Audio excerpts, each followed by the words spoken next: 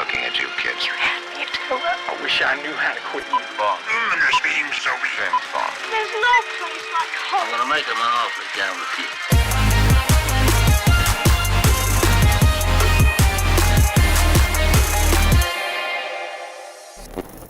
It's that time of year. Is it Christmas? No, it's the start of the Oscar race. This is Gone with the Wind. Cue the music.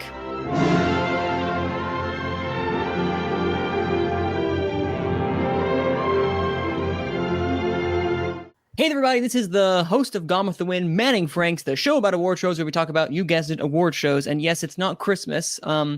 Although, you know, I feel like everywhere we go, Christmas abounds. So we're going to see Christmas routinely. But in the backdrop of all that, we got the Oscar season kicking off full in advance. Thank you for joining on the 84th episode of Gone with the Wind. Today we're going to be talking specifically about the Hollywood Critics Association nominations, the New York Film Critics Circle, as well as the National Board of Review, their awards that they recently announced. And this is kind of like the beginning of everything. But before we get into that, we have a couple things we need to do. And one of those is announce our panelists. We got a returning cavalcade of characters. We have Malcolm. Hello, as people might say, Christmas is all around us. How touching. That was very touching. Thank you, Malcolm. This is going to turn this into a very sappy episode of Gone with the Wind. So I'm thankful for y'all. And we also have Dan, the man, Skip, Allen. Yeah, man. What a long week. And I just want to add, somebody picked the National Board of Review Best Picture winner on this panel. So congratulations to that gentleman. It was not you, Abe. Unless you picked Licorice Pizza, you were not on that episode, so we can't know what you actually did. And it was a shot in the dark, but I thank you. But you changed your mind last minute, Dan. So I brought you over to my side before the announcement occurred. Nah, I got jumped out of that episode before you made your prediction because I wasn't thinking it. Like when I listened to it back later, oh my God, how did I not say Licorice Pizza? I feel like that's like a very, I don't know, insider industry movie because obviously it's about film. I don't know. It could be wrong. I don't know. But also, I mentioned Abe's also here. Abe. Hello. How are you guys doing? God, your internet's so amazing right now, Abe. I'm so happy. Like sometimes we've had issues today. Listen, I'm crossing my fingers so hard right now, but it's great and I'm happy. Thank you. Oh, thanks for You figured it out. Would you like to explain it to everyone? What you did? What I did? I used my phone as a signal expansion device. I don't know. They have a name. Because there's some like for big houses, you put it like in some place in your house and it just expands the signal to more. So that's my phone. I'm just turning on the hotspot in my phone for it to pass through my computer. And I connected to my phone that it's connected to the internet in my house. And the phone is like, 6 meters away from me? Nah, like 4. Which is enough like this. Perfect. Utterly perfect. We're doing great. Everyone's connection is strong. Knock on wood. We're knocking on the wood. Everyone knock on wood, please. I have no wood near me. Well, metaphorically, knock on it, please. Don't knock on wood. Malcolm's dog will bark. Bark, bark. Anyway, we love his dog. Actually, what is your dog's name? I don't know, actually. Max. Perfect time, Max the Grinch. Look at that. Christmas is all around us, as you said, Malcolm. Very good. Very good. Anyway, what have we seen this week before we get into reactions specifically of the last film, the last Oscar contender film? Because I highly doubt that, Far From Home. I highly doubt Far From Home is getting nominated for Best Picture. Matrix Resurrections, I don't think that's going to get nominated. But Nightmare Alley screened for critics. We have someone who saw it here as well, too. But I'll get to the general reaction first before we get into his specific reaction to the film. But first, Malcolm, what did you see this past week? So I watched Power of the Dog last week. I enjoyed it.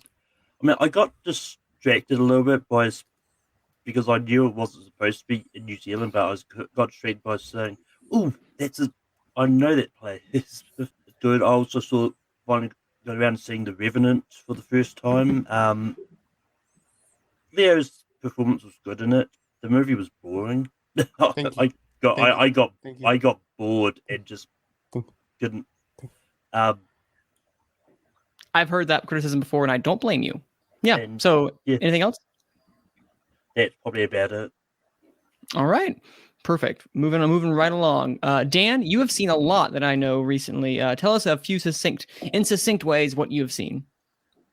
Well, as we were recording the last episode of Gone with the Wind, I was jetting out to my press screening of Don't Look Up.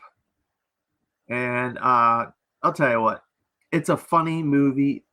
It's a beautiful, it just has such a fun just feel to it. Adam McKay just knows how to press the right buttons. But I mean, I don't think it's an awards contender. I just don't see it being a big awards contender. I thought Vice and The Big Short were better films. It's a fun film and people are going to enjoy it. People will probably be quoting it, and everybody in it is funny, and it just, maybe it is an awards contender. Who knows? Maybe I'm just not looking at things the right way. Obviously, we talked about... I will say real fast that Adam McKay did have Vice, and he had... Do you think... Okay, so in relation, may I ask one question? Vice and The Big Short, how is Don't Look Up in relation to those? Is this one more of a comedy in comparison? I mean, it's a serious film, but just how the actors interact with each other is comedical, and how certain characters aren't taken seriously is comedical. And then some of the characters are a little bit more over the top than other characters. So it's just like a mix of all those things. But also Nightmare Alley, like I said, like we talked about, we're going to do the reaction. So I guess I'll get into that after. Parallel Mothers, Pedro Almodovar's new film with Penelope Cruz. Penelope Cruz is fantastic in it. Almodovar always does a great job. Once again, I think it's going to be on the outside looking in as far as best international feature, but who knows? Summit of the Gods. This could come out of nowhere and jump into the best animated feature category. It's a fantastic, fantastic movie about mountain climbing and a mystery involving one particular character in the film. The animation's not the greatest, but I don't think it's supposed to be. It's meant. They're going for the story, I would say, is more important than the animation. Obviously, Being the Ricardos. Wow. I mean, this is going to be in a lot of categories come the awards season. It's going to be picking up. I think Nicole Kidman jumped into the Best Actress race. Mm-hmm.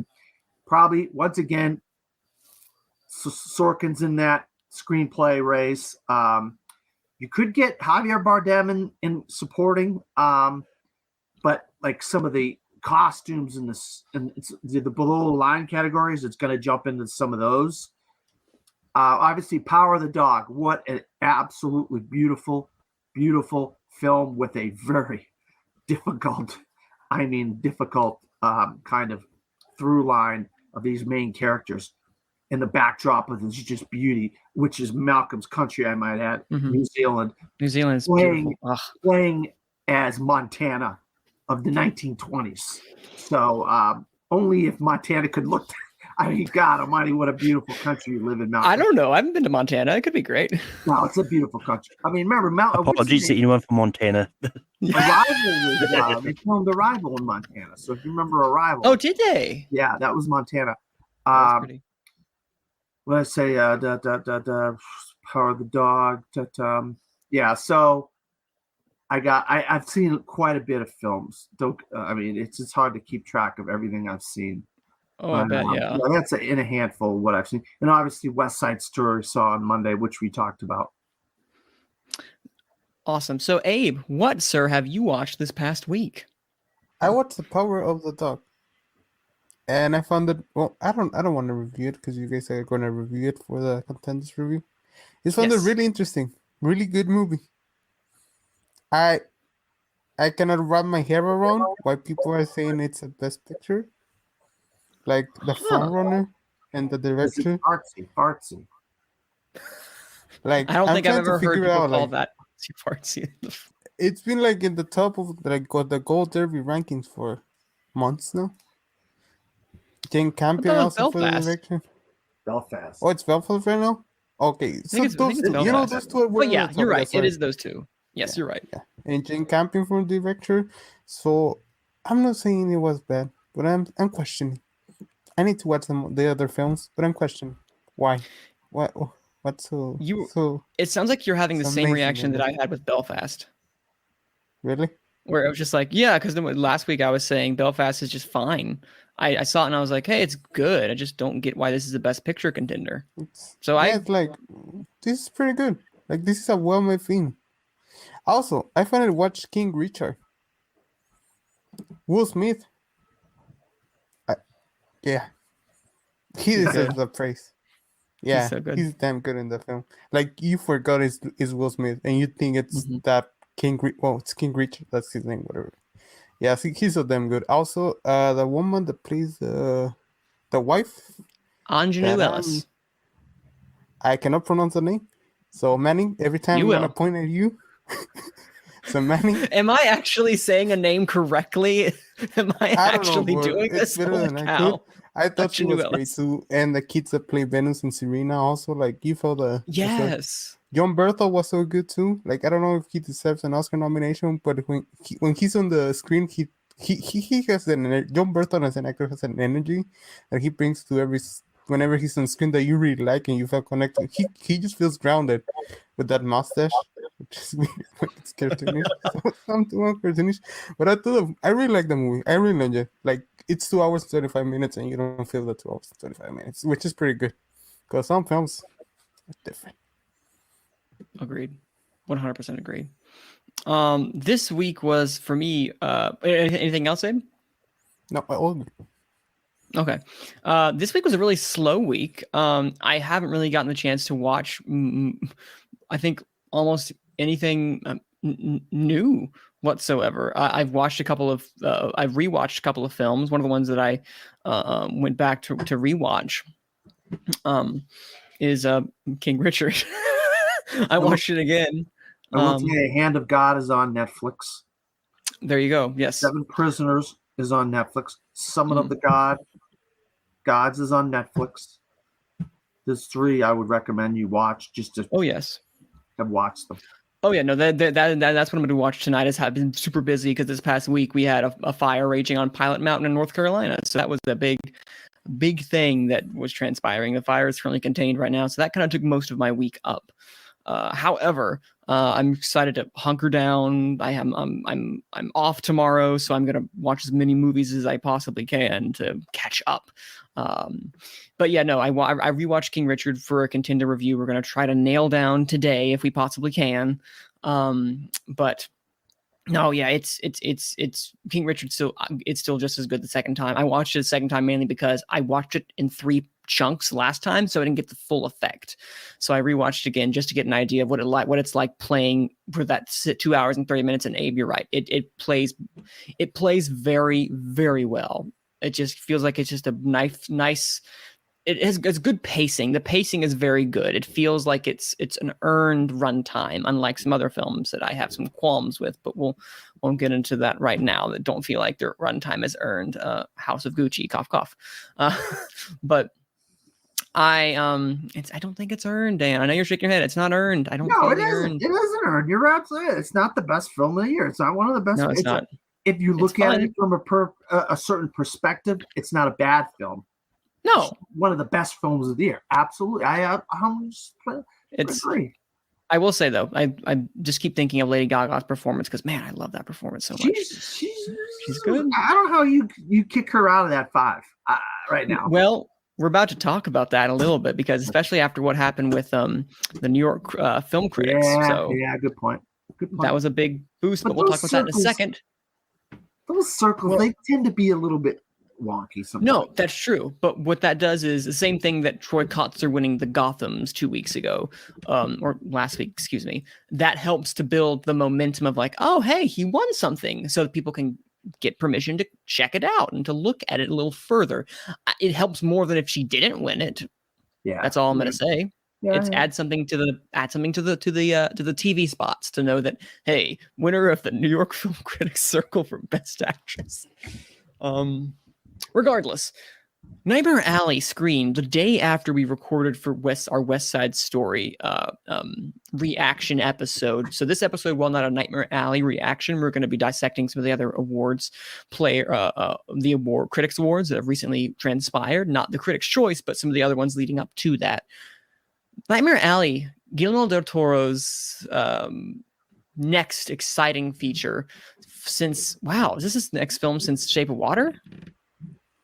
Wow, he's taking his time. After winning Best Picture and Best Director, he comes back for Nightmare Alley, a remake of the 1947 version of the same name. Or I think it's based more upon the book. It's a book, if I'm not mistaken, correct? Yes, Yep. that's what they're saying. Okay. I mean, it's very. That's what I very remember similar to the reading. movie. Okay. Well, go ahead, dude.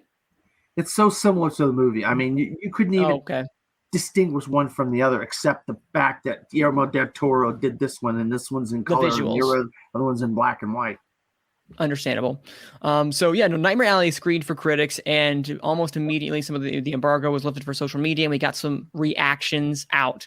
I'm just looking at the Variety article right now for transparency, seeing what they're saying. Their headline reads, Nightmare Alley first reactions commend Guillermo del Toro's noir's quote, breathtaking production design, Bradley Cooper's, quote, career best performance. Keep a mental note of that. But we had some people say Bradley Cooper will likely earn his 5th Oscar nomination. Clayton Davis says there are 2 movies with Nightmare Alley. One makes Bradley Cooper a long overdue Oscar winner. The other puts another statue on the shelf of the visionary director Guillermo del Toro. Could be one, none, or neither for the Academy. At minimum, production design race ended tonight. Robert Daniels says, I was very unimpressed with Nightmare Alley. I don't think so murky. I can't see actors' faces. There's a moment where I had to squint to see a black tap dancer. Is noir. Dark shows, yes. Indistinguishable, no. It was too long, and Bradley Cooper didn't do anything for me. Eric Davis from IndieWire said, Guillermo del Toro's Nightmare Alley is haunting and seductive in the way it draws you in its story about a man lost in his own long con. Steadily unsettling and widely gripping by the end, the scenes between Bradley Cooper and Cate Blanchett are fantastic, deliciously old-fashioned. And I love that, deliciously old-fashioned. I don't know about that, but that's just, I love people when they can get deliciously in there. But those are just some of the reactions. As you can see, some are very positive, some are negative, some are kind of meddling. Right now, I haven't looked at it right now with the Rotten Tomatoes review, but we kind of got an idea of what the reaction was, which it seemed to be mixed, not as high praise as something like The Shape of Water. But Dan, you were one of the people who actually saw it. So what is your quick initial reaction for what you saw for Nightmare Alley? And I guess the question is, 1, did you like it? What is your thoughts on it? And 2, is this an Oscar player? Let me tell you something. Nightmare Alley is an incredible film and has so much layers to it. But the performances by everybody involved are phenomenal. It takes kind of a bland black and white movie with like a little bit of a twisty kind of thing going on. And it just expands on that and beautifies that whole world of the carnival world, the whole mentalist world. And Dan Lautzen, Laustsen,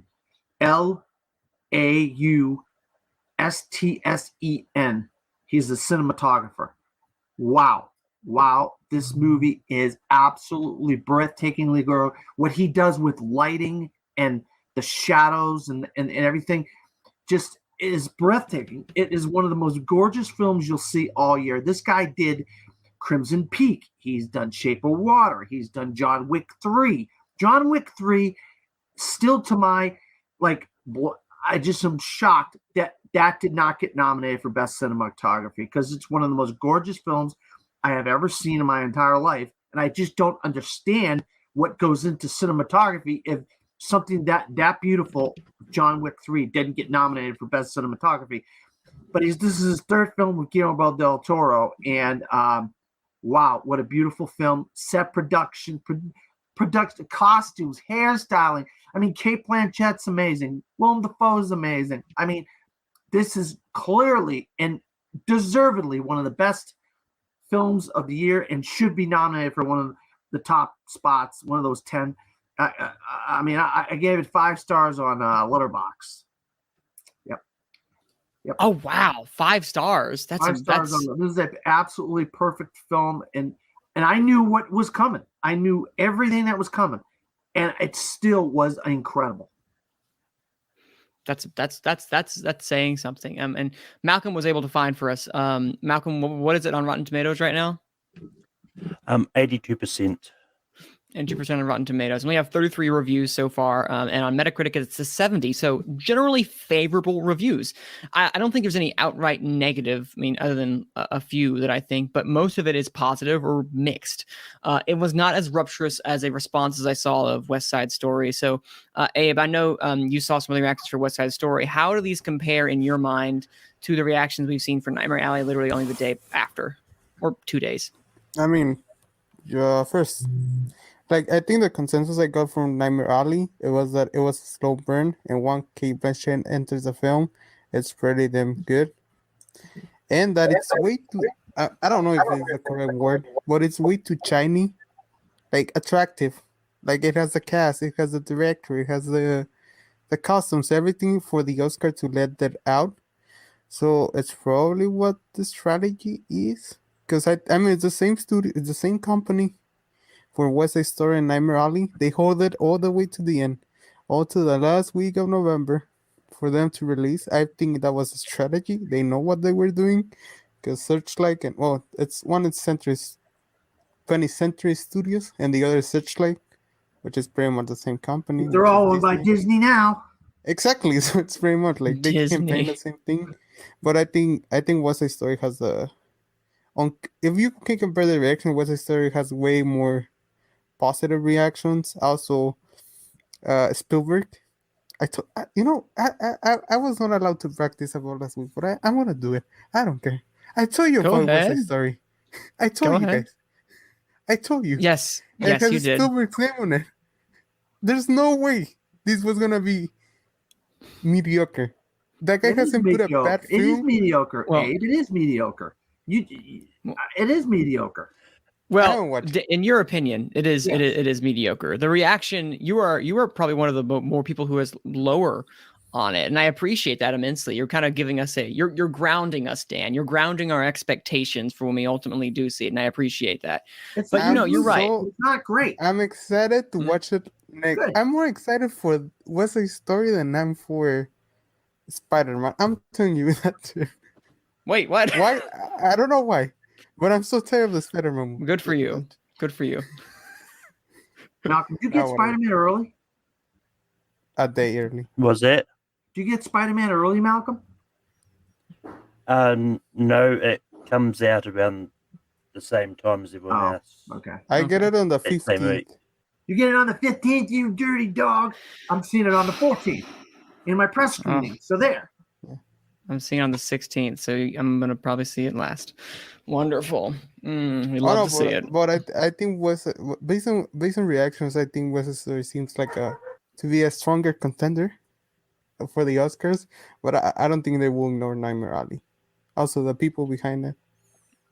You throw Searchlight pictures to the campaigns.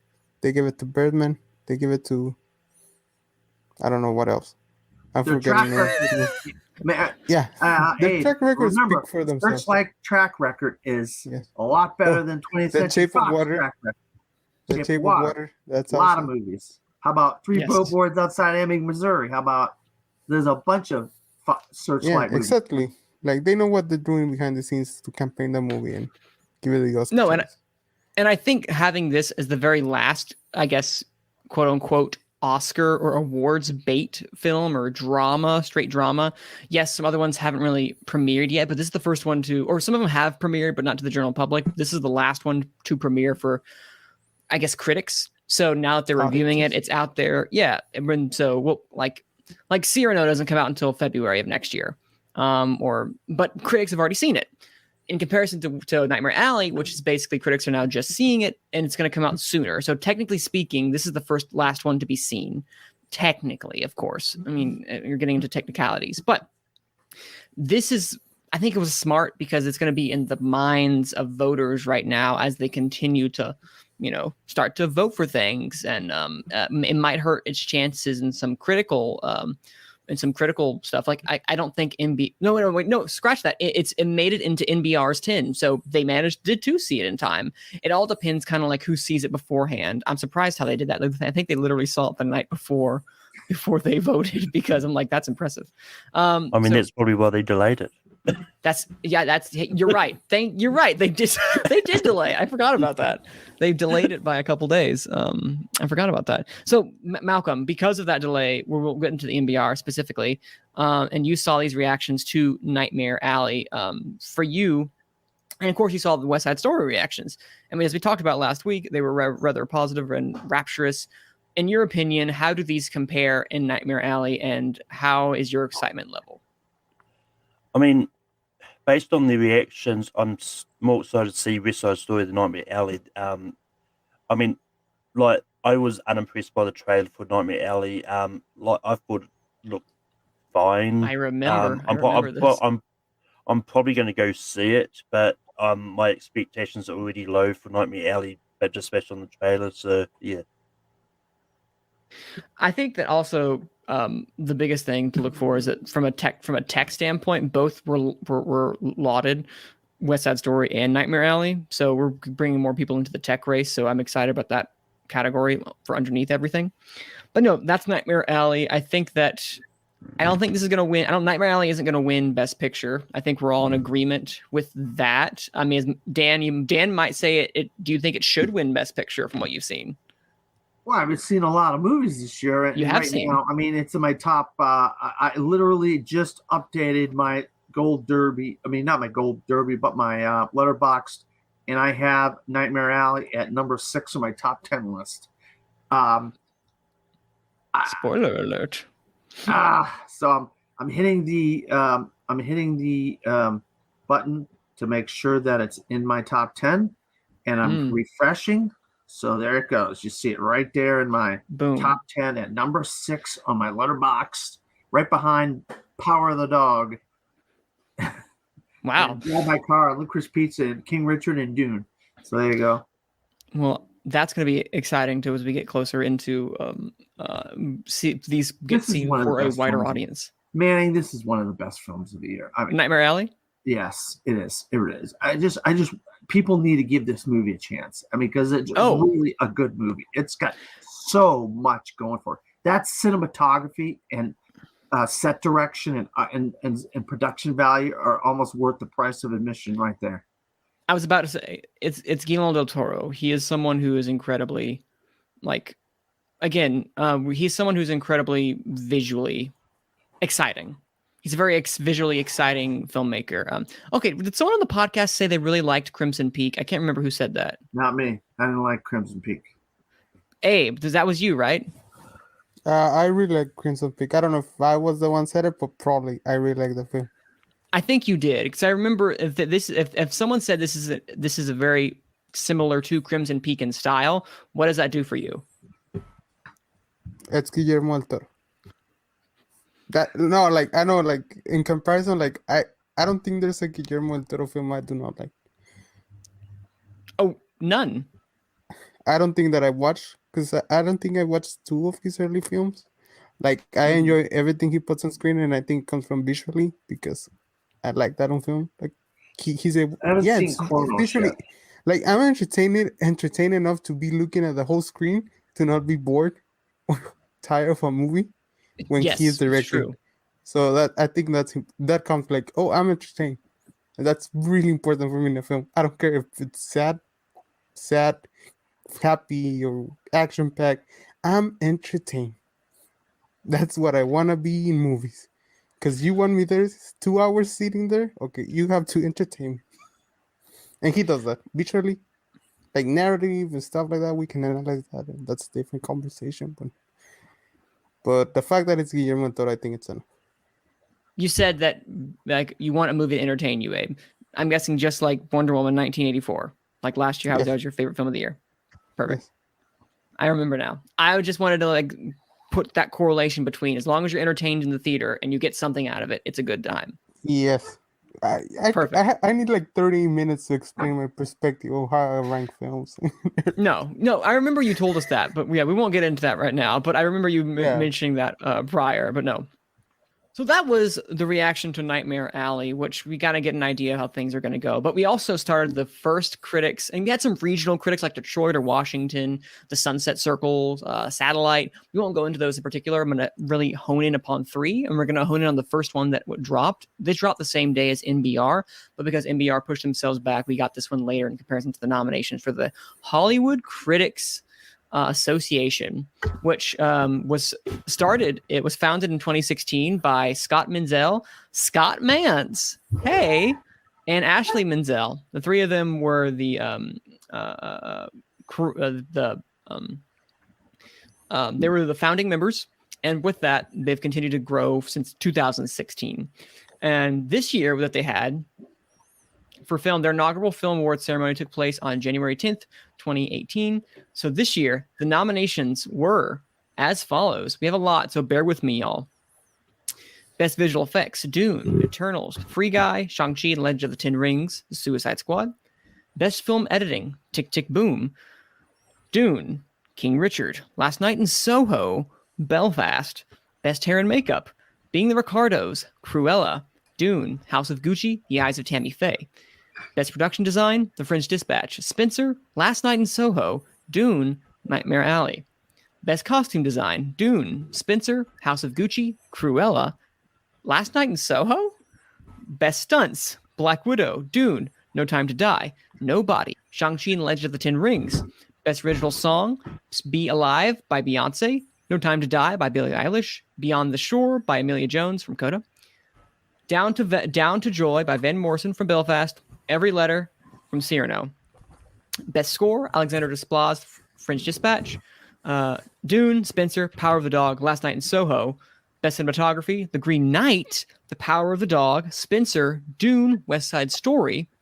Best Short Film, Blush, Far from the Tree, Nona, Robin, Us Again. Best Horror Film, A Quiet Place Part 2, Fear Street, really cool. Last Night in Soho, Malignant, The Night House. Best Action Film, No Time to Die, Nobody, The Harder They Fall, The Suicide Squad, Shang-Chi and Legends of the Ten Rings. Best Comedy Musical Film, Cyrano, Free Guy, In the Heights, Tick, Tick, Boom, West Side Story. Best Indie Film, Coda, Mass, yes, Pig, Shiva Baby, Spencer. Best Documentary, Flea, Summer of Soul, The Rescue, The Sparks Brothers, Val. Best International Film, A Hero, Drive My Car, Flea, Titan, The Worst Person in the World. Best Animated Film, Encanto, Flea, Luca, The Mitchells vs. the Machines, Raya and the Last Dragon. Best First Feature, Rebecca Hall for Passing, Lin-Manuel Miranda, Tick, Tick, Boom, Fran Kranz, Mass, another one I'm excited about, Maggie Gyllenhaal, The Lost Daughter, Michael Sarnowski, Pig. Best Cast Ensemble, we're almost there, guys. Belfast, Coda, Don't Look Up, King Richard, The Harder They Fall.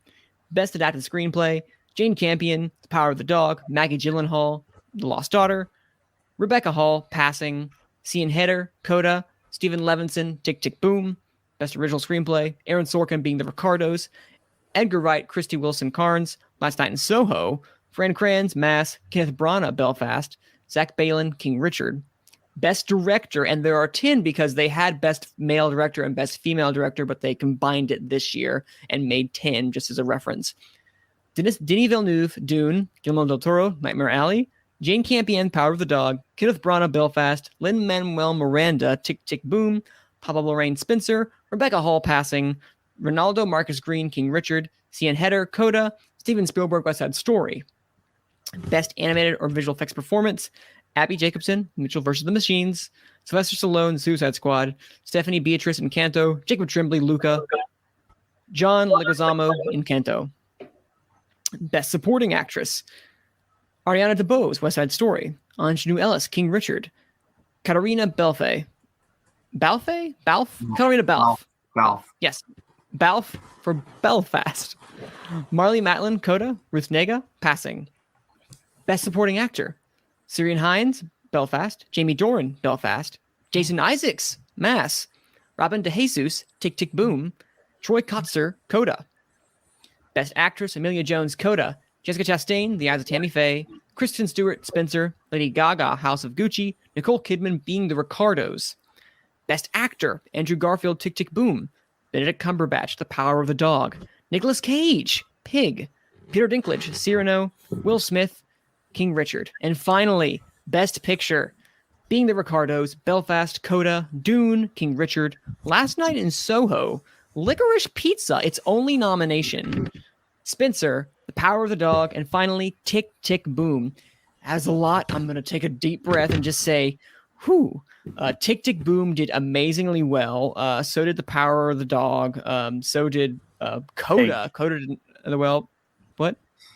Pig also did really well.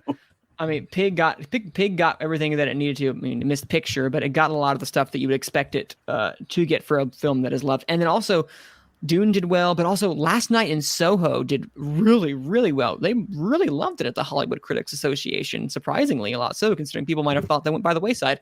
I'm going to take a breath now. Dan, what are your thoughts overall on the very first big Critics Association, the Hollywood Critics Association, coming out with their nominations, their wins to be announced at a later date? Yeah, I mean, there was a lot of films that were rewarded in a lot of different categories. A lot of Dune. I mean, a lot. I just seemed like Dune was in everything when you were first naming about like the first. Yeah, basically everything but the acting category. Got yeah, and then Licorice. Where's Paul Thomas Anderson in screenplay? Where is Alana Haim in Best Actress or whatever? I don't know if you call it supporting. Where is she? How does she not get into something? First actor performance, anything like, I don't know what categories they have, but she deserved to be in something, if you ask me. And then how do you put West Side Story in cinematography? That's not great cinema. It's just average cinematography. I mean, there's better cinematography in other films. I mean, that film is just kind of average when it comes to the cinematography. I don't get it. Like, how do you not put Nightmare Alley in there for cinematography? I don't get it. I mean, it's 100 times better than the cinematography in West Side Story. I mean, a lot of the characters were spot on. Best actress, spot on. Best foreign film, spot on. Best, no Summon of the Gods. Maybe it's because they didn't see Summon of the Gods. It might have come out a little too late. That didn't get included in Best Animated, but a lot of the categories are pretty spot on. And so, I mean, I always look, Scott Manson, Scott Manzel. Scott Manson's a friend of mine. Scott Manzel, I'm kind of acquainted with a little bit. These guys do a great job. It's the Online Film Critics Society. It's LA Online Film Critics Society. I guess they went with the Hollywood Critics or whatever it's called, Hollywood. So, Hollywood Critics Association is the official Hollywood name. Critics. It used to be the LA Online Film Critics Society is what it was. And a lot of these people are people we're all acquainted with, like the Perry Nemiroffs and those the Rokas and those types of people that are on like have websites and are on YouTube and they're on their personalities. So these people know what they're doing, but they also like to do a little bit of favoritism of things that they're some of their own personal favorites. That's why maybe you got a lot of Last Night in Soho in there, because that's probably a lot of Pig in there because it's favorites of them, but it overall maybe in the general wash of everything, it may not get in some of these categories and like the big awards like the SAGs and the Academy Awards. But they want to reward some things, like last year it was Never, Rarely, Sometimes, Always was like a popular film where a lot of people got on their list because, but then when it came down to it, it almost got completely. I mean, it may have just gotten completely shut out at like the Academy Awards or something. It did. That, So these different critic circles, and I'm in one. So we're going to be voting on ours on the 24th of December. So it's a lot of favoritism to just what you feel are your favorite films, not necessarily what's the consensus for what's considered the best films. So Well, I give them and I credit. think Films have been good. I've always liked their nominees and their whatever. Go ahead. what I was saying is that then it goes to the debate of is it best or favorite? Because in some people's mind, best is favorite, and I kind of agree with that to a statement because, you know, you may respect something, but you may not like it, and we'll get into that whole debate at another time and date. But Last Night in Soho, I don't think you're going to see this repeat in any other type of capacity. Like people might see this and be like, oh, hey, let's give it a chance, and you might see it at like production design or something in the future. But again, Ann Thompson. Costumes, maybe. Yep. Ann Thompson in the podcast for IndieWire that they have says that these are not critics.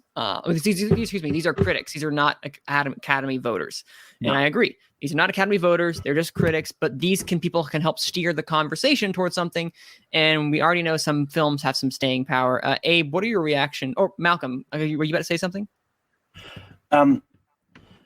Yeah, I mean, it's one of those ones because the love of Dune in this, I think, could help that maybe at the Oscars because, yes, and we'll get to that when we get to NBR for sure. But I think the visual effects category, as an example, I think this is probably the 5 we might be getting at the Oscars, like Dune, Eternals, Free Guy, Shang-Chi, and Suicide Squad.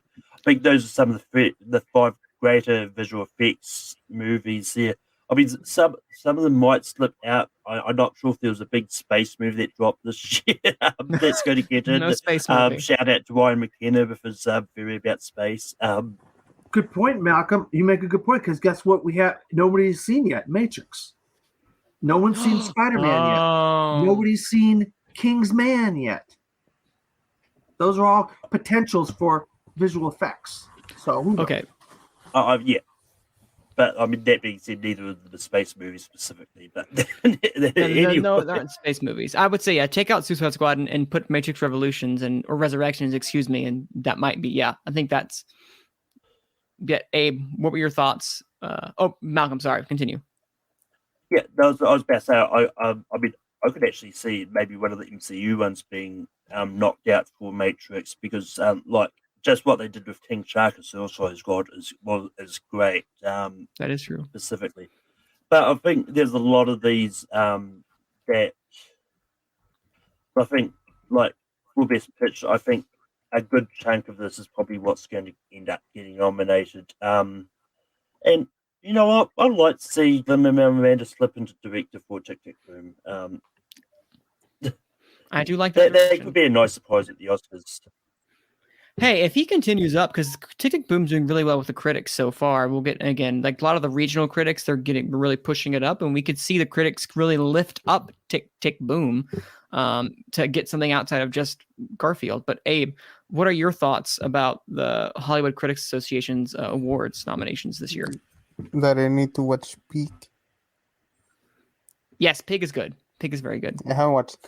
I think it's. Well, the only surprise that stands out to me was Last Night in Soho, which I don't think it's going to get nominated anymore in anything else other for costume design, maybe because that pink dress at some point. But you know what? Can I just say, do you know what really I think outside of no, wait, did that not get? Yeah, no, it made it nowhere. Tragedy and Macbeth made it nowhere, which I find to be interesting. Like, not a single critic. It didn't even make cinematography, which from Bruno Del Bonell. Yeah. Del Bonell. Bruno, the guy, he didn't get it. So. Yeah, and I mean, I guess we could probably assume that they just hadn't had a chance to see Nightmare Alley yet, because that was actually not anywhere that I could see. It made it into 2 categories: Best Director, with Guillermo del Toro, and then also, correct me if I'm wrong, but I'm pretty sure the other one was only Best Production Design. Just 2. That's it. So it's just interesting. It's all over the place, but you know, awards are going to be all over the place regardless. But I'm happy that Mask got something. I'm happy that Jason Isaacs might be getting his only nomination for something this year, sadly. But No, those are some really great supporting. If you look at the supporting performances, supporting actress, those are some solid nominations right there for those groups. And I'll tell you, they trickled in some of the Sundance films too, and nobody's obviously. If whoever saw Jockey would have seen it. I don't know if that is included, but Jockey's not. They're not. No one's saying nothing about Clifton College Jr. or anything like that. So it doesn't look like that's gonna translate to anything. Again, there are gonna have to be some critics that are gonna have to keep lifting that up. Yeah, regional. Yeah. The other thing I was actually going to mention is that slightly cheating from the whole Fear Street trilogy as just collectively in horror. Because they're three separate movies. I mean, that's a great question. It's unlike what was it? What was that TV show last year, which people like lumping as one? It was Small Axe. Small Axe, yes. And I mean, that was a TV series, from my understanding, and people just like lumping that into one. It's like, I get you don't want to take up a lot of spots, but they are three separate movies, and this is one of those ones that was built as three movies and not a TV series. So yeah, but you got those categories. You can't. I mean, that's a guild. That's a good guild category. You wouldn't even include that in any other awards thing. That's them saying, "Hey, this is Critics' Choice." Yeah, they have genres. Yeah, no, I know. It's one of those ones. Lumping the movie as just one slot is what I was talking mainly about. No, that's fair. And I think that brings another question of so did they all get together collectively and were like, hey, we're going to nominate it for the actual film? Because someone probably just did one film or something. There are some people who just did one or two or three, or I think the consensus was that one was everyone's favorite, if not three. Yeah, I mean, I like them all, but yeah. Same. I like them all. But yeah. So that's the Hollywood Critics Association. We're going to get into another one, which I consider to be one of the very first barometers for the year. And it's been the first for a while, but they pushed it back, obviously. Thank you for reminding me, Malcolm. But the National Board of Review established in 1909. But they started giving out, I think things like 1932 was when they first started giving out their awards. This year we had a really eclectic list. I'm all here for this list because this was a really it was diverse, but also I don't think nothing got more than 2, if I'm not mistaken. Nothing got more than 2 from NBR, and they kind of show where the love is going through. And I called it. We have Best Film, Licorice Pizza; Best Director, Paul Thomas Anderson, Licorice Pizza; Best Actor, Will Smith for King Richard; Best Actress, Rachel Zegler, West Side Story; Best Supporting Actor, Ciarán Hinds, Belfast; Best Supporting Actress, Anjanou Ellis, King Richard; Best Adapted Screenplay, Joel Cohen, The Tragedy of Macbeth; Best Original Screenplay, Asghar Farhadi, A Hero; Breakthrough Performance, scratch that, Licorice Pizza got 3; Breakthrough Performance, Ilana Haim and Cooper Hoffman, Licorice Pizza; Best Directorial Debut, Michael Sarnowski, Pig; Best Animated Feature, Encanto; Best Foreign Language Film, A Hero; Best Documentary, Summer of Soul;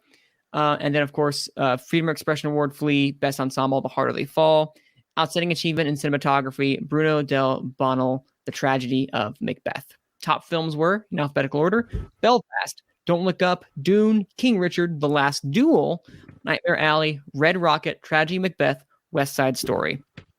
And then we got some other ones, but that's kind of, at this point, that's kind of what we have for NBR. Abe, what are your thoughts on NBR, which is technically the very first critics body to really vote on stuff? That Licorice Pizza has some steam. I think what the problem with that film is going to be when it comes to campaigning for awards, like the Oscar voters, is the acting categories. They have no actor. And I was going to ask Dan this, but I forgot while recording. Dan, if you were to give a nomination to Bradley Cooper, would you give it for Nightmare Alley or Licorice Pizza that you have now seen both? his 8 or whatever minutes in Licorice Pizza are funny and they're kind of crazy and wild. I don't think it's a nomination worthy performance. If I had to give him a nomination for Best Actor, it would be for Best Actor. I put him in the 5 for Best Actor as of right this moment. And there are a few films I haven't seen yet.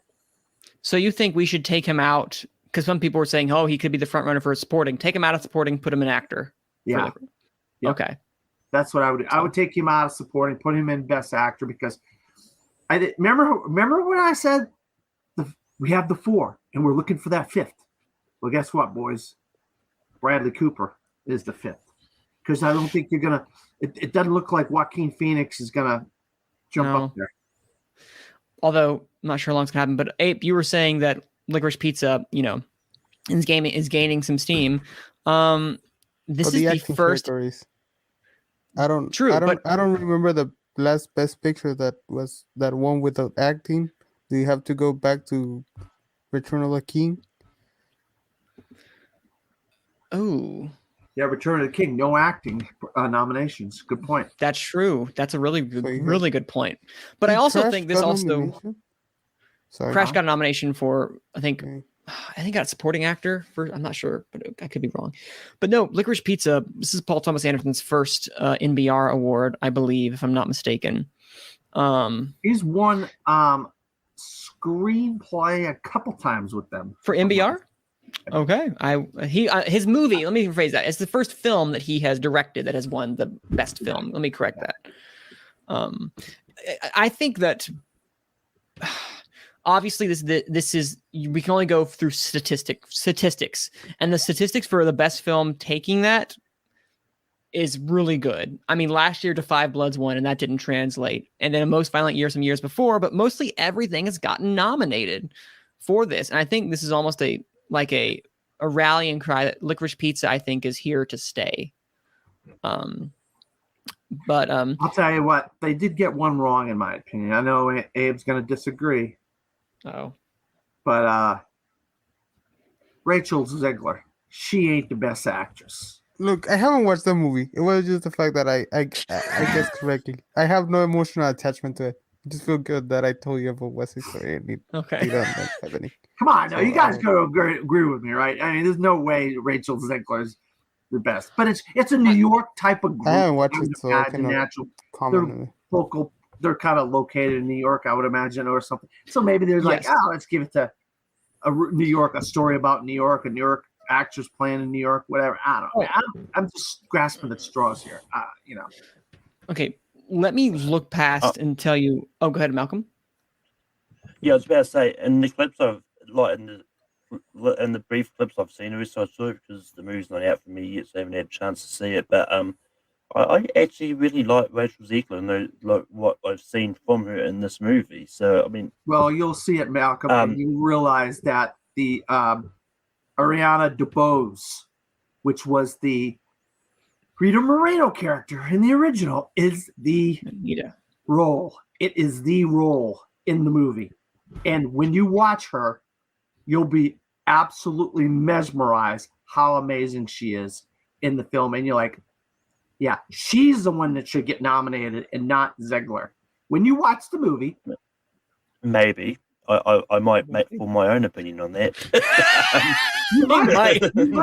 But I'd be shocked if you didn't agree with me. Okay, well I shouldn't be shocked. I should be shocked, actually.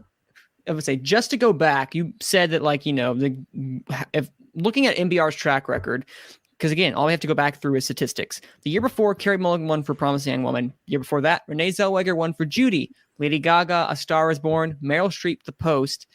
Amy Adams for Arrival, who again was egregiously snubbed, and we should all be ashamed of ourselves, the fact that she was snubbed that year for Arrival. Shame upon us, saying shame upon all you Academy voters who didn't vote for her.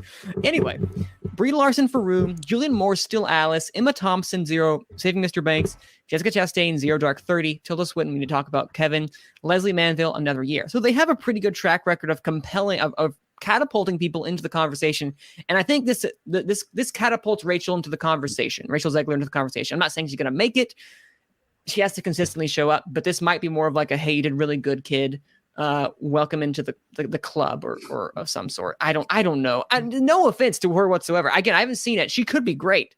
Hey, kid, good job. Here's a pat on the back, kid. Yeah, I mean, I think there's a chance. There could still be a chance that both Ziegler and the other one that when we saw that Dan's talking about could both slip into.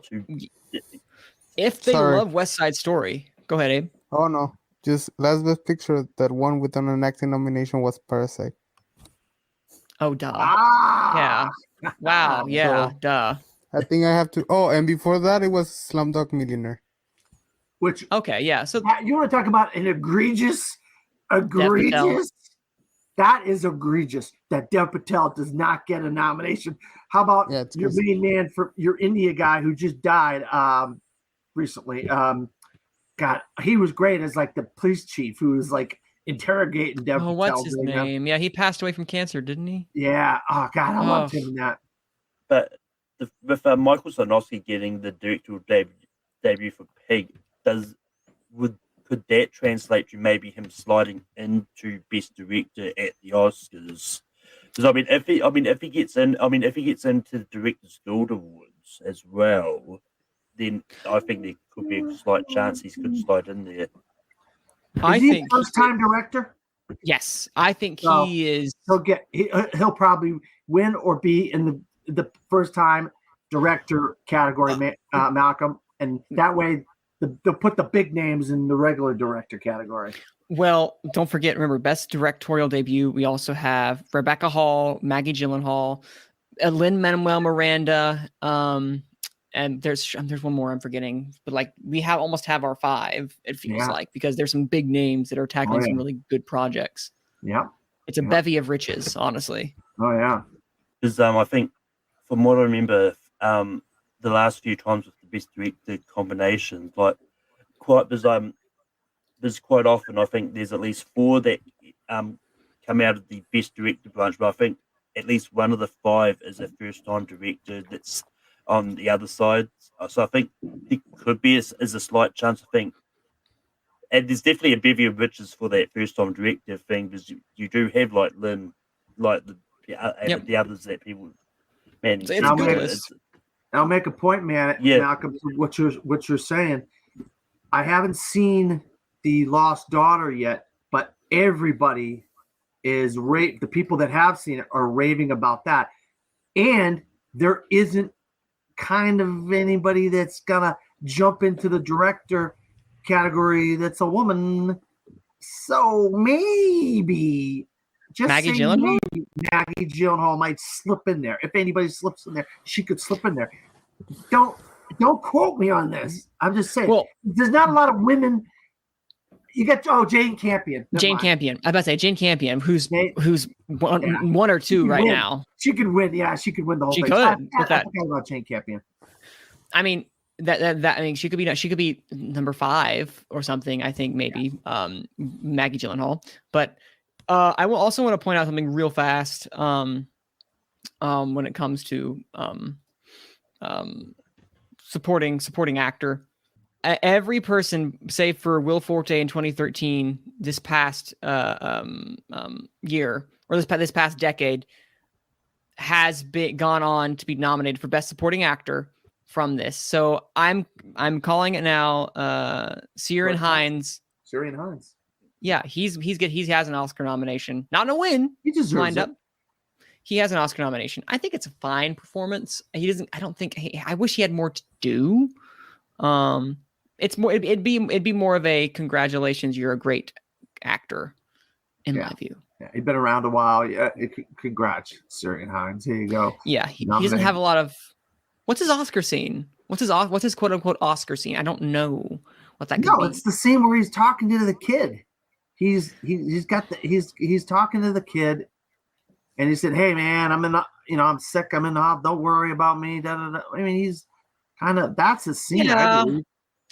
It's good, but it's nothing like. I don't know. I guess I again, my Belfast. That aside, we all know I'm not the biggest fan of Belfast. Did he have a nice scene with Judi Dench too? I thought I remember. That was a cute. Yeah, you're right. That was cute. He had with Yeah. I don't know. That was a cute scene. Yeah, I mean, but the other one is that Summer of Soul seems to be coming up a lot as well, lately for documentary. Yes. I mean, although not that nothing can really translate because something could have the momentum that Doctor Lost would be like, that's got the momentum. That's not getting nominated. Yes, Summer of Soul. Yeah, see, although careful, Summer of Soul. If you're the front runner, we all know what that means. Yeah. Flea was great though. I'll tell you. What was that? Ed? You don't even get nominated if you were the front runner in documentary. That's not good. Nope. Again, I don't know. We don't know why, but that's what seems to be happening. I don't know why, but it does. Anyway, all right. So that was the National Board of Review, which really kind of kicks off the year with a bang, kind of gets us an idea of where the landscape is headed. But we also had another one the day afterwards, and that was the New York Film Critics Circle Awards. Now, this is one where they kind of periodically kind of let you know every 30 minutes or so, and it's like I'm at this edge of my seat. Did any of y'all just kind of like look at your phone periodically and was like, okay, so when is the next one going to be announced? And is that just me? Really? Is it just me? I waited till the whole thing was done. I watched it. I went. I think I was at work. Because that's the same thing with me. I was either at a screening or I was at work, and so I just waited till I looked at the whole thing. Fair. I didn't even know they were happening until. And then I watched the Oscar. The Oscar expert went through every category on all three of these awards. I should have grabbed that and shared it into our group so y'all could watch it. Yeah. But anyway, this is the New York Film Critics Circles. They've been going around for Lord how this is their 87th, so they've been around for a really long time since that would mean like what? That'd mean the 40s. That'd be the 30s or something. Wow, good for them. All right, we're gonna start from the bottom.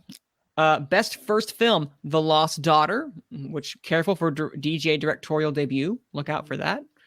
The best foreign language film, The Worst Person in the World. Best nonfiction film, Flea. Best cinematography, Dan's favorite, West Side Story. Best animated film, The Mitchells versus the Machines. Awesome pick. Best screenplay, Licorice Pizza. Best supporting actress. Now consider this the shock of the day. Katherine Hunter in The Tragedy of Macbeth. Nobody's seen it, so obviously they saw it because nobody else saw it. This movie. They saw it at New York. Remember New York Film Festival? It was at the New York Film Festival. Remember, so they probably saw it there, and they're like, it stuck with them. Yeah, guess so. Was it Abe? Oh no, she plays a witch in the movie, right? She plays the three witches, so she's all three. Yeah, that's probably I mean, I'm hearing that's the role that in the movie. Everybody's good in the movie. There's a lot about that movie that's good, but I'm hearing that's the role that really jumps out. When you're dealing with Shakespearean dialogue, it's just like, oh God. I mean, yeah, she is an actual, she's a professional. She's professionally known as Katherine Hunter. She's an American-born British actress and theater director. So she is actually a theater actress. So that'd be that was like the coolest, oh, wow, this is so out of left field. I really like this weird, fun pick. And what did we talk about? How many times have we talked about this, Manning? They love getting that person from left field in there. Yeah. That nobody ever heard of or nobody knows. But the people in the industry know this person. And they agreed. Remember the guy from last year, Sound of Metal, that guy? Paul Racy. We're talking about Troy Kotzer. We're talking about Captain Hunter. They love their underdog stories in the Oscars, in the Academy, where a couple. There's always one or two. And this is what the critics to me is for. And correct me if you guys feel differently, please let me know. But they kind of bring forth, hey guys, this is some really awesome work. Look at this. There's a lot going on, but look at this person. That's what I think. You're 100% right, man. And that's what, I, without giving anything away, but in my critics group, this is going to be some interesting, and I'll go, you know what? We're going to go over my critics group when the time comes. When we have announced our winners, the 7th of January, I believe, we're going to announce our winners. I will have the entire lineup. Not that it's New York or LA or wherever, but I'll give you we're gonna my entire absolutely do it. And We're we'll gonna see, absolutely do that. how we stack up with all the other big critics groups and so forth. So we're gonna start I voting agree. on January 24th or December 24th. Nice. Christmas Eve. Eve. All right, best supporting actor. Now, I will make the caveat. Oh, first off, this is Cody Smith McPhee, which could be the first for The Power of the Dog, which could be the first possible supporting actor bid for Cody Smith McPhee for The Power of the Dog. Which I will say, NBR, nothing. Power of the Dog didn't even get in the top 10 films, which I find to be interesting. But there's always one, I feel like, from NBR that they'll leave out, I feel like. Best actress, Lady Gaga for House of Gucci. Best actor, Benedict Cumberbatch, Power of the Dog. Jane Campion, The Power of the Dog. And best film, Drive My Car, the Japanese selected, Japanese drama that has been selected by Japan to be the international feature at the Oscars. So call this out of nowhere because it literally picked up just the best film. I didn't see that coming. Before I ask Dan, because I know you've seen Drive My Car, Abe, what sticks out to you for the New York Film Critics Circle Awards? Lady Gaga. That agreed. Yeah. Well, why? No, honestly, because the film, I don't know how much money it made. But House of Gucci has the controversy. Tom Ford is talking about it. The family is talking about it. So it's not a positive narrative. Outside of the film, people are not talking about the film. People are talking about the persons and how they're portrayed and everything. Lady Gaga is incredible in the movie. Like, I have no doubt in, and I think her nominations are deserved. Best actress, I don't know. I will have to think about it. Still have to watch more films about this year that have potential nominations. In addition, what else? Sorry, guys. Yeah, let me tell you something. You guys are going to be absolutely blown away by Drive My Car. I mean, the title is the most ridiculous, like most weird, just obvious, like kind of just like mundane title, right? Drive My Car. Wow. What a great, great, great movie this is. I sit here amongst you three guys. I really think this is one of the best films of the year, bar none. Animated, international feature, whatever. This is one of the best films of the year. I stand by that right now. And how do you manage to watch? It should be in the 10. I'm telling you, A Hero should be in the 10. I look at some of these films that are getting nominated for Best Picture and stuff like that, guys, and I say, these foreign language feature films are better than them. And I know you haven't seen West Side Story yet. Nobody except for me has seen it. But if you saw Worst Person in the World, if you saw A Hero, if you saw Drive My Car, if you saw Hand of God, if you saw some of these, you're like, these films blow away West Side Story. They absolutely blow it away. They're that good of films. And Hand of God, Seven Prisoners are both on Netflix right now. Encanto is beautiful, but I'm telling you, you might get a couple foreign films in Best Animated Feature. That are that good, I think I will say, I understand why these films are being forgotten about, but I'm glad New York realized how great Drive My Car was and got it in there. Well, I will say one thing for Abe. I want you to continue, but I will say that I think Parasite winning Best Picture kind of broke, for lack of a better term, broke the glass ceiling when it comes to foreign language films being in the Best Picture conversation. Because you're right, we could get A Hero, we could get The Worst Person in the World, we could get I was about to say Teton, we could get that, but that'd be a long shot. We could get Drive My Car, Hand of God, even. We could do. Abe, continue with what you were going to say about the New York Film Critics Circle. Oh, the Mitchells versus the Machines. Also, that's a lot. That's the No, one. That that's a should good be one. locked. That's the most interesting race for me right now because Yes. are people gonna go for Luca?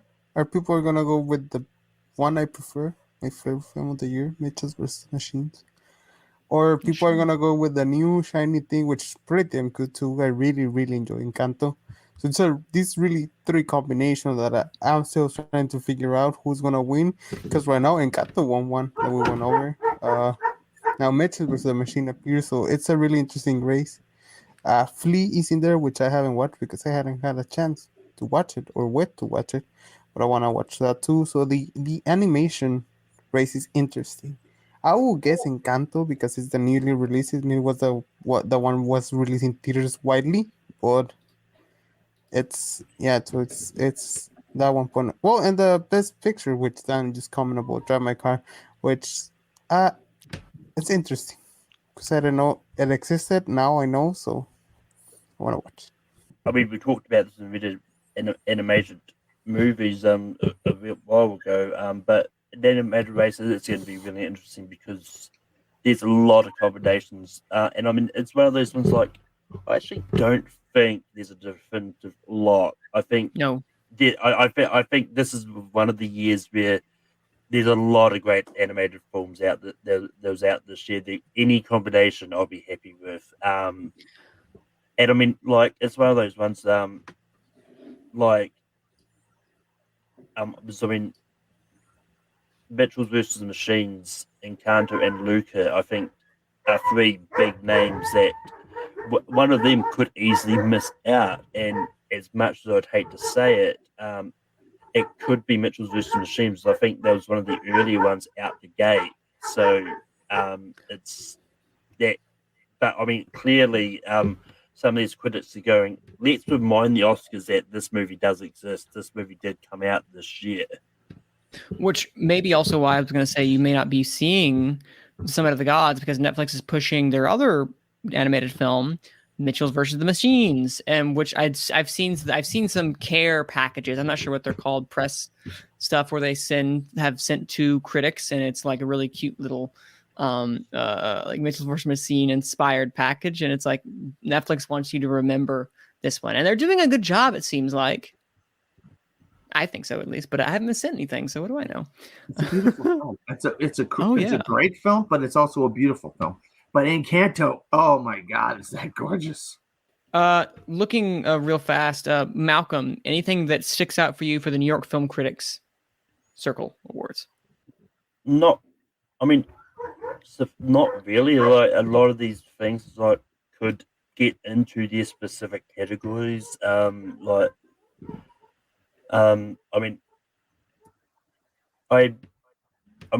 not seen Drama Can. Whether or not I do see it is another thing, because I'm real when it comes to foreign language films. Like, I'm not a big fan of subtitled movies.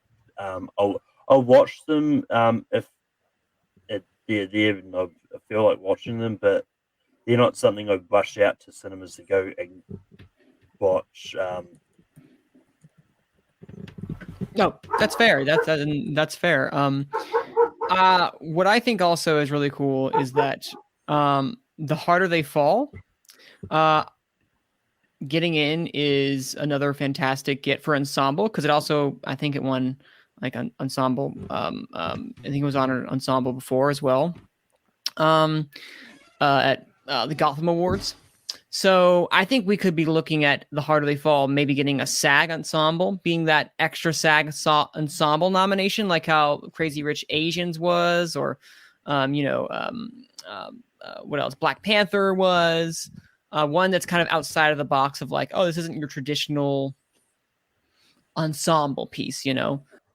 So as we wrap up, or before we wrap up, but as we are, of course, wrapping up, one of the listeners and former guests of the show, Mike K, Mike, as we call him, from Renegade Animations, sent us a prompt, and that was basically, what is the most chaotic Oscar Best Picture list that we could have? So that's 10 out of everything that we could have. So I want to throw that out there. What are some of the most chaotic picks that you could see happening? And realistic, of course, not like oh, the Suicide Squad manages to make it in for Best Picture, or dear Lord, the Venom, Let There Be Carnage makes it in. No, we're not talking about something that's out of the realm of probability. I'm asking you what could make it in that would be utter chaos. Like, for instance, Belfast and Power of the Dog are missing out or something, and suddenly it's like, oh my goodness, what's coming up here? Is it going to be King Richard, Dune? In y'all's opinion, what are some chaotic things that could transpire? I'll go ahead and start by just saying one of the things that would make an utterly chaotic Best Picture lineup. Dan, I said it's going to be hard for foreign language film. What if we got like 3 foreign language films in there for truly chaotic? What if we got Drive My Car? What if we got Titan? What if we got Flea in there to be something bananas? Because Titan making it, Flea making it too, would be utter bananas. 3 out of 10 spots as a foreign language film. 1 a documentary / animated movie. Yeah, I mean that's a great. That would really. Because I was just having that conversation with Daniel Montgomery before we went on the air here. I was like, how can people not look at these films and not say that these are some of the best films of the year? I could easily put 3 or 4 foreign films in the Best Picture race. Worst person in the world, Flea, A Hero, Drive My Car. You know what I mean? And they legitimately belong, in my opinion. That would be crazy if 4 foreign films got in there. But that means Don't Look Up has to be out of there. West Side Story has to be out of there. You got to knock some of these films out of there, But I think the most crazy would be something like a Licorice Pizza not getting in.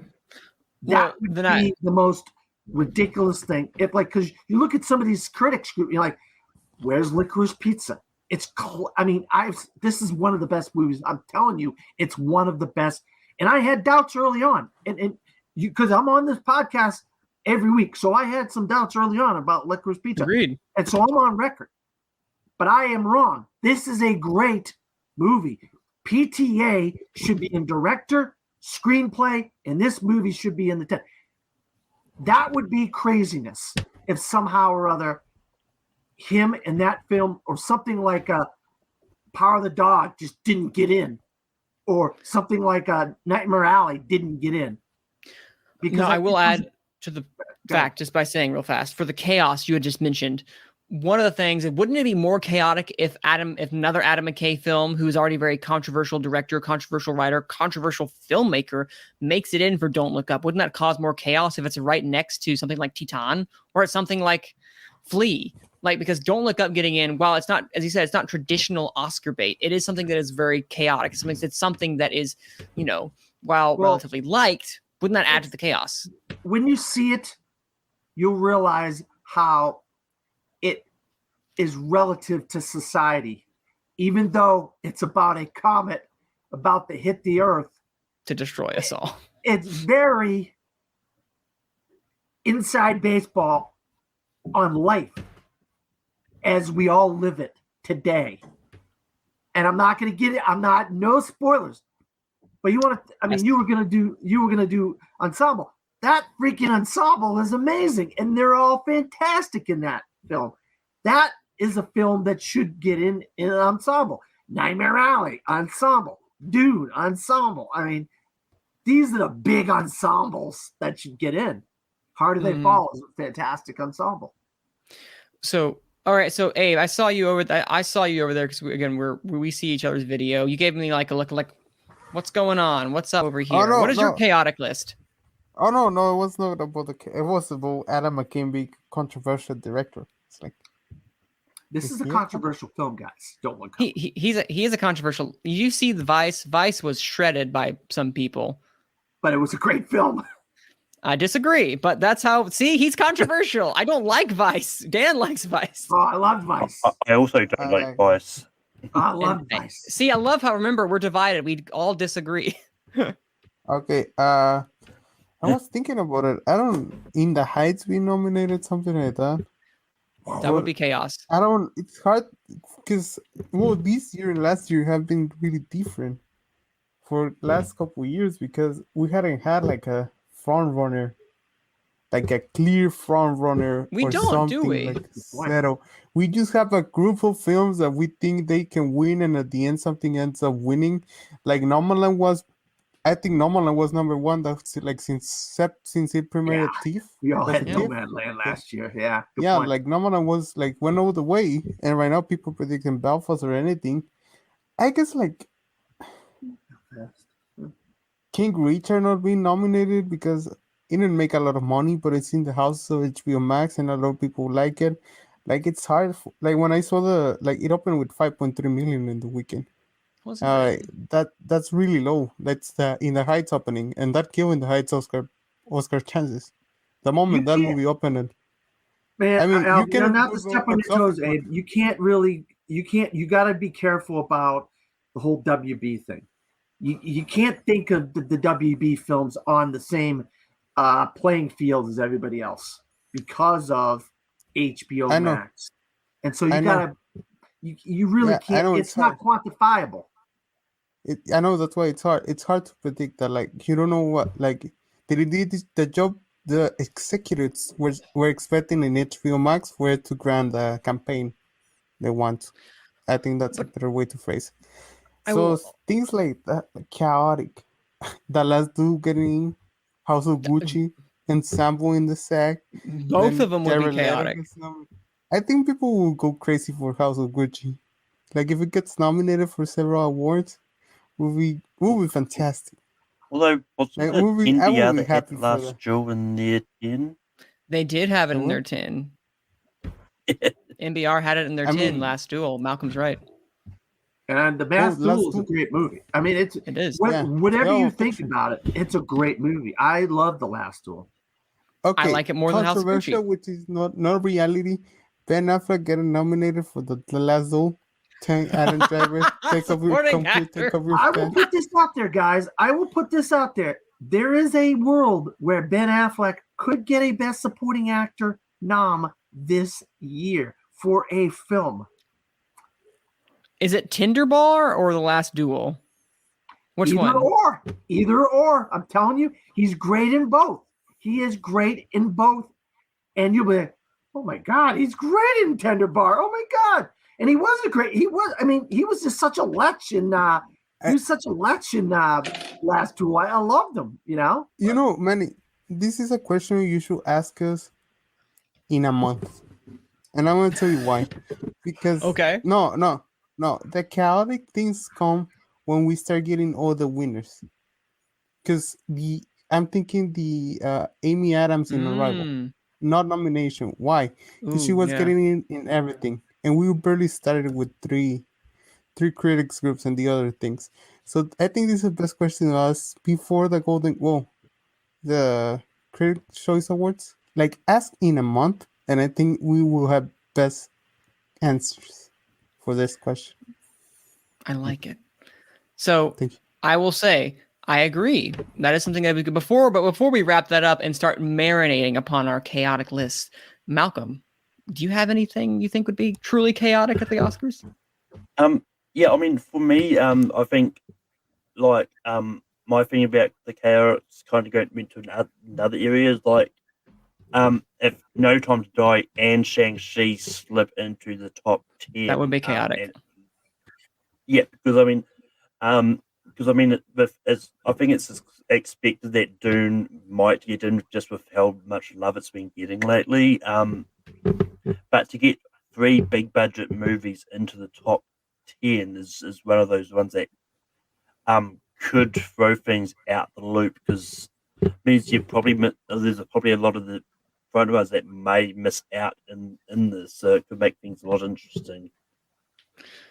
No, yeah, I think No Time to Die, because it's the quote unquote last Daniel Craig James Bond that could chaotically get in if something like AFI makes it in, or the Producers Guild. The Producers Guild gets in. There's always that one big budget film that gets in that's outside of just, like, for instance, I will never forget Deadpool making it in, or Wonder Woman making it in, or Knives Out making it in that one time. So I think No Time to Die making it in is a possibility. Especially with the money that he's making. I think you're looking at best song for No Time to Die. I mean, that or Beyonce's for King. I Song mean, of King Richard. both could be there. I mean, I don't see any reason why they. What was both it? can't be What's there. the stat on the last James Bond songs? Was it the last two or two of the last three James Bond song won? Last Academy two have Awards? won. Say Last two have won. Yep. Again, Sam Smith, right? Sam Smith, right? And then Adele, right? Yes. That's the last two. Yeah. Yes. And I think they actually had another one nominated in that as well. So. I don't think she got a shot. she does. Oh no, She yes, has a shot. Skyfall and Spectre are the last two to be nominated for best song. The Casino Royale Quantum weren't. I mean, again, What's it? it's best day. It was oh God, what is her name? She's a piano.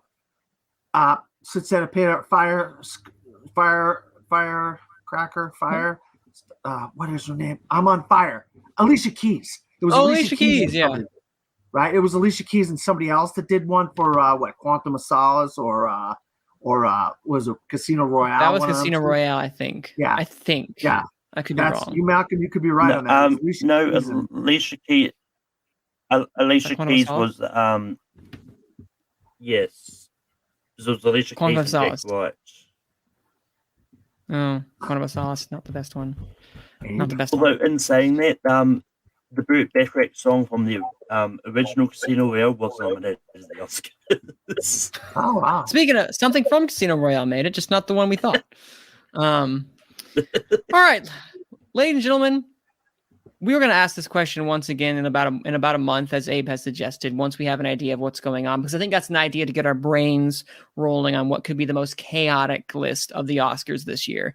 So before we wrap up, Malcolm, where can the good people find you, Mr. Malcolm Scrooge Lay? Again, that's your nickname. That's not your actual name. You can find me on Take 3 Productions, where I host Rankum every Saturday. It's going to be a Schmodown centered topic next week. I'm just actually quickly bringing it up to find out what won. I think it's Roker. Yep. So the next topic is going to be top 12 Schmodown matches featuring John Roker. Nice. Late night I've decided now late nights are going to take a break and I was going to come back in January.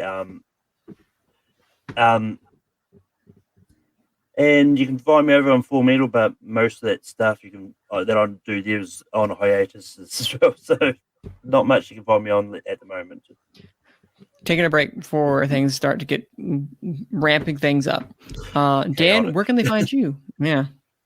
You can find me at disappointmentmedia.com, where I am a film critic in Orlando, Florida. I am a vested film critic with the Central Florida Film Critics Association. Also my blog, fromthefourthrow.wordpress.com. I've been putting reviews out left and right, and I got them stacked over the next month and a half.